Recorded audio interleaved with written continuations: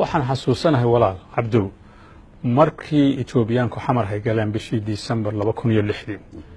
ayaa qolooyin reer Hargeysa oo igu kacsanaan jiray ayaa telefoon soo diray waa dadkan baamishtarka markaas waa aroor hore heediya kana galabay u tahay xageena aroorba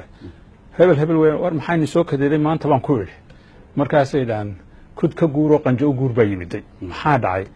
waar annakuna ma hadli karno muqdishona waa la qabsaday bay dhaxday annakuna ma hadli karno muqdishona waa la qabsaday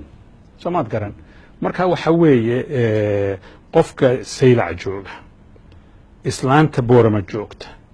ta gabilay joogta hargeysa joogta berbera burca joogta kismaayo joogta dantoodu waa isku mid diintoodu waa isku mid afkoodu waa isku mid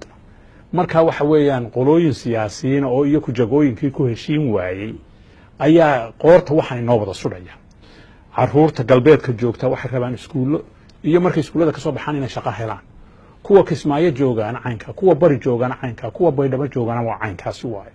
marka haddii laga fikirayo oo aakhirada laga baqanayo ilaahay laga baqanayo waxay ku tusaysaa markaa dadka walaalaha in la isku soo jiido la isku tolo la isku xiro dambi dawladdiisa barre way gasho Hargeysa iyo Burco inay baabiisay waa markhaati madoonta waay inay bari horteed baabiisana waa markhaati madoonta waay kuwii ka dambeeyana inay baydhabo iyo buurxa kaba baabiyeen waa markhaati madoonta waay marka dadkeenni kolba mid baa la haldhabaysanaya la dilaya sida qurax ee lagu walaaltoobi karaa waxa weeyaan iyadoo danta caadiga dad qofka caadiga laga shaqeeyo taasina lama kala goyn karo marka haddii hay Ingiriisku of all countries haddii Ingiriisku marka yiraahdeen hala wada hadlo